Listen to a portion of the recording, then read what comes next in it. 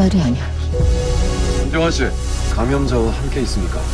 하루에 86만 명이나 다녀갔다는 영화관. 민생 쿠폰 덕을 제대로 본 영화가 있습니다. 바로 영화 좀비딸이죠. 영화 좀비딸은 좀비가 되어버린 나의 딸이라는 웹툰이 원작인 영화입니다. 최근에 웹툰을 원작으로 하는 영화가 정말 많이 개봉했죠. 영화를 만들기 위해선 아이디어를 동반한 스토리 기획이 필요하고 영상에 맞게끔 촬영 기술이 동반되는데요. 웹툰은 기획 단계 대부분 완성된 작품이니까 영화계와 궁합이 잘 맞습니다. 게다가 인기 있는 웹툰은 입소문과 팬들까지 있으니까 아주 좋은 사업 아이템이죠. 하지만 그만큼 리스크도 큽니다. 인기가 있다는 건 완성도가 높고 그 자체로 팬이 있는데 실사화로 만들게 되면 분명 웹툰과 다르기 때문에 반응이 마냥 좋을 거라고 확신하긴 어렵죠. 최근에 개봉했던 전지적 독자 시점과 좀비딸을 비교해 봅니다. 저번 영상에서 다뤘던 전독시 리뷰 댓글만 봐도 어떤 평가를 받았는지 알 수 있죠. 좋은 말이 잘 안 보입니다. 그럼 좀비딸은 어땠을까요? 좀비딸의 흥행 성적은 개봉 6일차에 매출 180억 이상, 관객 수 200만 명 이상으로 집계됩니다. 여러분들이 영상을 보고 있는 시점엔 더 올라가 있겠죠. 제작비가 110억, 손익분기점은 220만 명이니까 앞으로 몇 주간 더 상영될 것을 고려한다면 손익분기를 넘길 것으로 예상됩니다. 전독시 경우 개봉 13일차 매출 100억 이상, 관객 수 100만 명 정도로 집계됩니다. 제작비가 300억이 넘고 손익분기는 600만 명이었으므로 좀비딸에 비해 결과가 좋지 않습니다. 그럼 이 두 작품의 차이가 왜 이렇게 심할까요? 물론 원작에 대해 얼마나 충실했냐를 따져볼 수 있습니다. 두 웹툰 모두 팬들이 있기 때문에 실사화가 잘 진행되었다면 전독시처럼 팬과 영화계가 기싸움을 벌이는 게 아니라 좀비딸처럼 팬들이 알아서 홍보를 해주는 상황이 펼쳐지죠. 물론 좀비딸도 원작의 모든 설정을 따라가진 않습니다. 전독시처럼 각색된 부분도 있습니다. 그러나 좀비딸은 원작에서도 욕먹은 부분, 영상으로 구현시키기 어려운 부분, 현대인들의 행복감을 위해 결말을 비튼 부분, 즉 원작의 설정과 세계관을 충분히 존중하되 설정이 바뀌더라도 크게 어색하지 않게끔 신중했기 때문에 팬들이 인정했죠. 그런데 저는 이런 의문이 떠오릅니다. 과연 좀비딸이 그 자체만으로 인정받아서 이렇게 많은 사랑을 받았을까요? 그건 아니라고 봅니다. 좀비딸 개봉 시기는 민생 회복을 위해 정부가 노력했던 시기입니다. 영화를 단돈 1,000원에 볼 수 있는 때였죠. 7월 5주차에서 8월 1주차까지 인기 있는 영화를 뽑아보면 F1 더 무비, 좀비딸, 전독시, 그리고 판타스틱 4 정도인데 저나 우리 상자무 구독자 여러분처럼 영화를 좋아하는 사람들 말고 진짜 1년에 영화관 한 번 갈까 말까 하는 사람들 입장에서 생각해봅니다. 평소에 그닥 영화를 좋아하는 편이 아닌데 최근에 비싼 티켓값 때문에 더욱 가지 않았던 영화관입니다. 그런데 이번에 모처럼 1,000원 관람이 가능하다고 하니 딱 한 번 있는 이 기회를 태울 만한 영화가 뭐가 있을까 하면서 찾아보겠죠. 그럼 아까 뽑았던 영화 4개가 후보에 오릅니다. 이런 보통의 관객들은 영화를 보기 전에 대부분 후기를 찾아봅니다. 저 같은 리뷰어들이 평가한 것들을 보면서 이 영화가 볼만한지에 대해 정보를 얻으려고 하죠. 그래서 보아하니 일단 마블 영화는 패스할 확률이 커요. 애초에 영화를 그닥 좋아하지 않았다면 마블의 팬이 아닐 확률도 크겠죠. 게다가 엔드게임 이후로 영 힘을 못 쓴다는 것 정도도 들었을 테니까 판4는 패스됩니다. 그럼 전독시를 볼까? 이것도 애매하죠. 후기를 보니까 원작도 지키지 않았고 영화 자체로도 호불호가 너무 강하다고 하니 딱 한 번 있는 민생 쿠폰 기회를 쓰기에는 아깝단 말이죠. 그럼 남은 선택지는 F1 더 무비 그리고 좀비딸. 여기서는 이제 취향껏 갈릴 겁니다. 이 두 작품은 장르, 분위기, 톤, 국적 거의 겹치지가 않거든요. 시원시원한 액션감의 해외 영화를 선호한다면 F1으로, 힐링되고 가족적인 분위기의 가벼운 코미디를 보고 싶다면 좀비딸을 선택하겠죠. 다만 F1은 작품의 완성도가 높은 반면에 이미 개봉한 지 한 달이나 지난 상황이라서 배정받은 상영관의 시간대가 점점 줄어듭니다. 또한 대중성에 있어서는 좀비딸에 밀리는 것도 사실입니다. 좋은 작품이어도 애초에 레이싱 단어만 듣고도 잘 모르는 분야라면서 땡기지 않을 수도 있거든요. 결국 사람들은 상대적으로 익숙한 국내 영화 좀비딸로 가게 됩니다. 배우들도 유명해서 친숙한 행복함이 느껴지고요. 게다가 삶이 팍팍한 현실에서 그저 가볍게 웃고 소소한 감동을 느끼려고 선택한 사람들도 있을 겁니다. 이미 5만 가지 감정을 다 느끼고 직장인이나 학생 이런 일반인들은 퇴근하기 전까지 힘든 일을 이미 다 겪고 왔는데 영화 보면서까지 생각을 많이 하거나 피곤할 정도로 집중하기보단 그저 가볍고 편안하게 볼 작품을 선택할 가능성도 있죠. 이렇듯 현재 여러 가지 조건들이 겹쳐서 지금의 좀비딸 호황을 만들어냈습니다. 하지만 이것도 좀비딸이 원작을 최대한 존중하고 살리려고 했기 때문이지, 만약 전독시와 같은 상황이었다면 이제 이 나라에서 실사화는 끝났다 라면서 몰매를 맞았을 겁니다. 하지만 다행히도 그런 상황은 펼쳐지지 않았죠. 상영관에서 좀비딸 영화를 보다가 그런 생각도 들었습니다. 하나 고백하자면 저는 사실 좀비딸의 코믹 요소들이 그렇게 웃기지는 않았어요. 이건 영화가 잘못했다기보단 그냥 제 웃음 기준이 남들과 다른 건데요. 정말로 웃기지가 않아서 영화보다는 사람들을 구경하는 게 더 재밌었습니다. 그런데 문득 사람들을 보다 보니까 제가 웃고 있었습니다. 왜냐면 정말